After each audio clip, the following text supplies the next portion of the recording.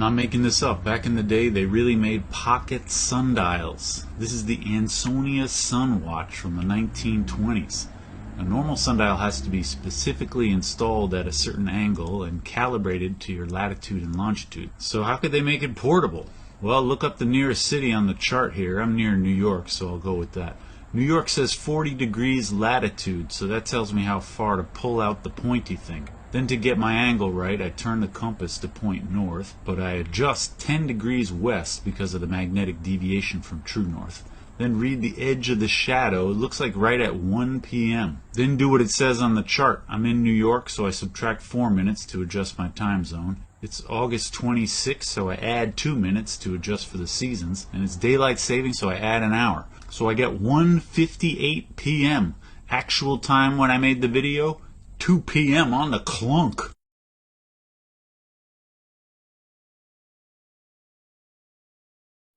I got something for you.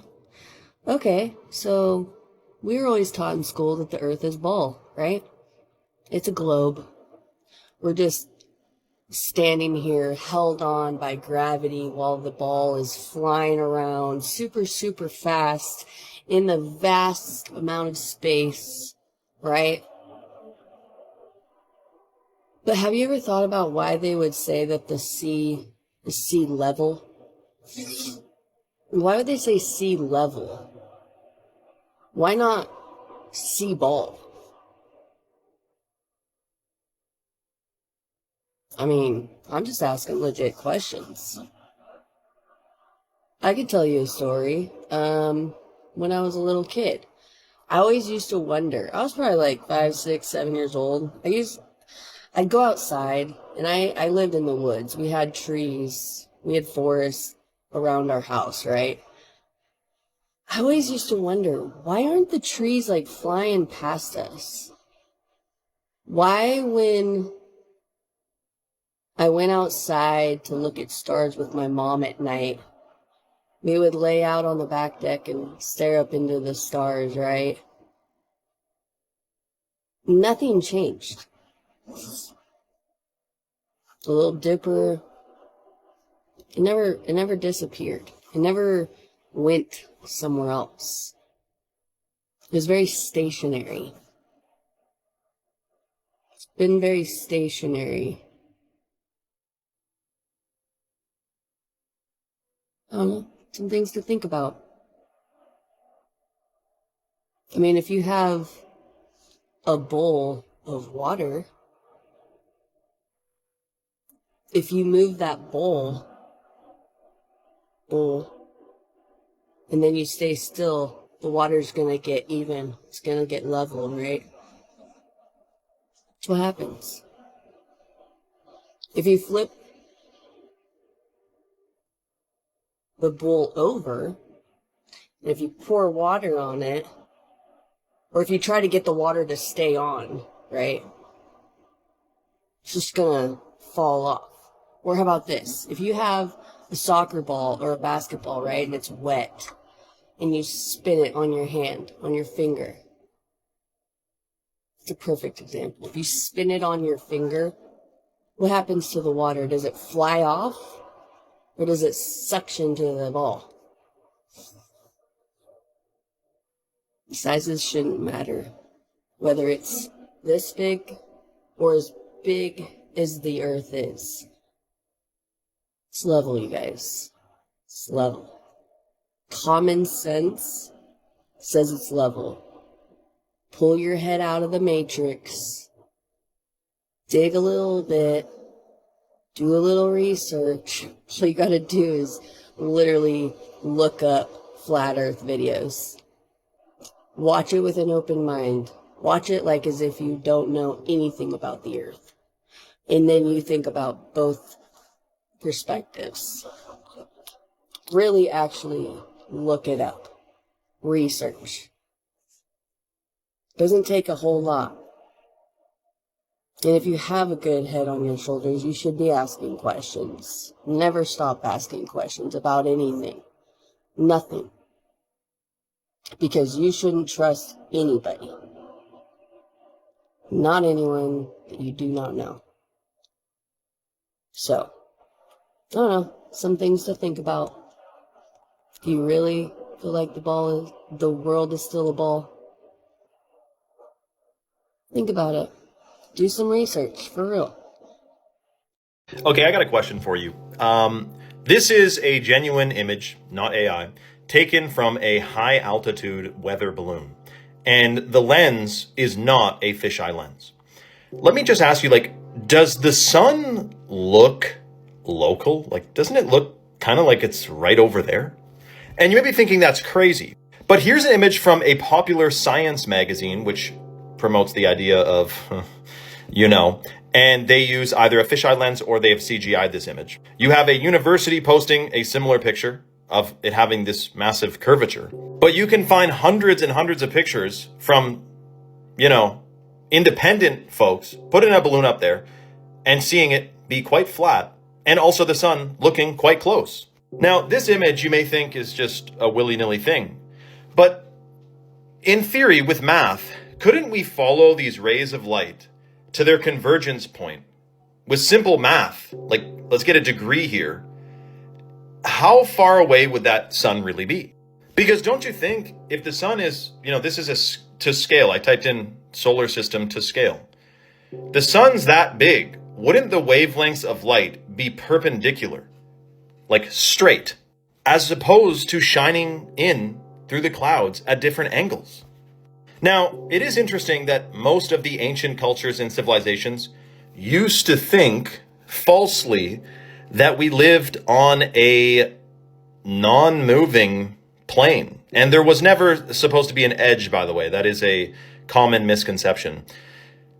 Terra infinita, it could go on a lot farther than many may think. Now, were all the ancient cultures building structures we cannot build today, using mathematics and science that we can hardly fathom today? Sonic levitation, sound waves, laser beams, you name it. The Mayans have carved into stone a freaking propulsion device. You've seen that Mayan carving that looks like a guy sitting in a chair pointed up with like rockets shooting out of the back of it. We have UFOs in ancient drawings. I'm not saying they'd be from outer space. I'm pretty sure it says in one of my ancient books here that there is a firmament. But let me know your thoughts, like this whole sun thing. And then also that US Navy laser beam. Did you hear about this? The US Navy laser beam can hit a missile that's 50 feet above the water, going Mach 4, 100 miles away with a laser. 100 miles away would be 6,666 inches of curvature, because the Earth is supposed to curve 8 inches per mile squared. So how does this laser beam... Someone's lying, that's all I'm saying. Let me know your thoughts in the comments below and follow for more. If gravity pulls everything down, why do plants grow up?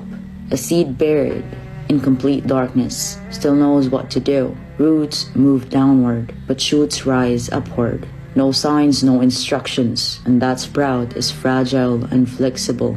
Yet it lifts itself against a force said to hold oceans to a rotating state. And no, it isn't random. Every plant behaves the same way. A rooftop herb, a rainforest giant, a houseplant, even surviving on neglect. We were told it's light. The word phototropism. Plants follow the sun, but when you remove the light and grow them in controlled labs, they all still rise. Something inside them responds to direction, steady, consistent, and universal. When you watch any time lapse, stems rise smoothly, vines climb with intention, and sunflowers turn as if they're tracking time and not chaos. No struggle, no visible tug of war, just calm, predictable movement. Old gardening books barely question it. They call it natural rise, as if the world already agrees on which way is up.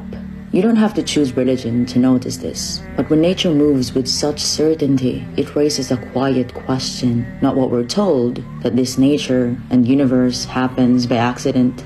We just stop asking, of which favors of God would you deny? The human eye feels powerful, right? It tracks light, colors, motion with precision, fast, adaptive, and remarkably sharp. But it shows us very little. Eagles, for example, see details from far away that to us is only haze. Mantis shrimp see colors that we can't even imagine, a wavelength outside human awareness. Snakes don't rely on light at all. They read heat, turning darkness into glowing shapes. And the bees follows all ultraviolet markings in the flower that pads will never notice. And cats reclaim the night, their eyes reflecting light to sharpen every movement in the dark. We see enough to survive, but not enough to understand. What we call reality is only a narrow slice of what exists. So which favors of Allah would you still deny till this day? So last night was no different than most. I say my prayers, put my head on the pillow, and then my mind races about thoughts that, things I learned during the day. And one of them was last night, I was like, oh my God, I had an aha moment of a question I wanted to ask you, people who think that the sun is 93 million miles away. And I know they say the sun is closer to the earth in the winter, farther in the summer, but regardless, the sun is 93 million miles away. How, even if the earth is tilted and whatever they say, how is it that there's that much of a difference between the north and the south of the equator, in summer and winter, if the sun is 93 million miles away? Wouldn't it make sense if the sun is more local, if it's having that much of a difference of north and south of the equator? I mean, I know I have friends that live down there, and it's hot and it's cold here. In my opinion, if the sun's heat traveled 150 million kilometers to a place like the Sahara, what stops it from going another 6,000 kilometers to Antarctica, huh? If the Earth were a spinning ball 93 million miles from the Sun, it would be impossible to have such a hot summer on a continent like Africa and at the same time be a few thousand miles from the absolutely opposite cold conditions in Antarctica, which receives no heat from the Sun. Daya. Why do long-distance airplane routes on the globe appear so illogical and irrational, yet on a flat Earth map they suddenly make perfect sense? We want to travel from New Zealand to Argentina, to Buenos Aires. There should definitely be a direct flight. Let's check Google Flights. Auckland to Buenos Aires. There are no direct flights available, so what exactly are they proposing? Auckland to Dallas, then Dallas to Miami, and from Miami to Argentina, specifically Buenos Aires. Let's take a look at the map. Auckland to Dallas, Dallas to Miami, Miami to Buenos Aires. Why would anyone make such an incredibly huge detour? This is completely uneconomical. Let's take a look at a flat Earth map. Auckland is somewhere around here. Dallas to Miami, Miami to Buenos Aires. Well, now it makes sense. You can't make that flight on a single tank of fuel. You can check it out and verify it for yourself. Alexander Gleason was born in 1840 and died in 1920. He was a flat Earth publisher and cartographer. Gleason popularized a world map based on the projection of Joseph Steer Christopher and published the widely distributed New Standard Map of the World. On his map, it was stated that it was scientifically and practically correct. And who was Joseph Steer Christopher? He was born in 1805 and died in 1894. Joseph Steer Christopher was a flat Earth cartographer. He created a flat Earth map. The inscriptions on his map read, "New Map of the World, scientifically, practically, and intelligibly correct, and without any antipodes." As Orsan and Seine generally level, the Pacific with the Atlantic, the Boythor Dune with the Indian Ocean, and China Seas all uniformly and perfectly level, without any rotundity. Thus, I have introduced you to the history and to flat Earth maps and their origin. These are maps that have nothing to do with globe projection. On the contrary, the globe is a projection derived from these maps.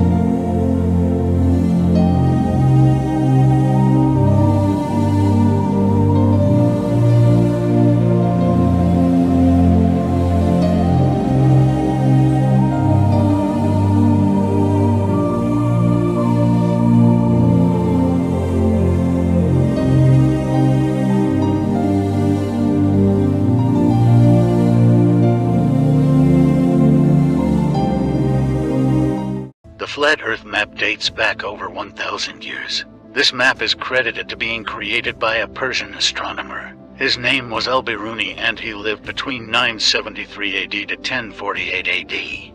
It's the official map of the United Nations and also the United States Geological Survey. It used to be present in many places before the creation of NASA and the Antarctic Treaty in 1959. Here you see it with Admiral Byrd. This map has been restored by Dmitry from Russia with suggestions of mine, Eddie Alenkar. Known by my YouTube channel Flat Earth Banjo, I asked Dmitry to include the Bermuda Triangle and Point Nemo, a place deep in the Pacific where NASA buries rockets. Then Robert Tozzi, a professional mapmaker, came along and enhanced the map even more. There are many people now selling this map online, but if you could order it from my online store, I would greatly appreciate it. Visit my online store now and order one of the items. I humbly thank you.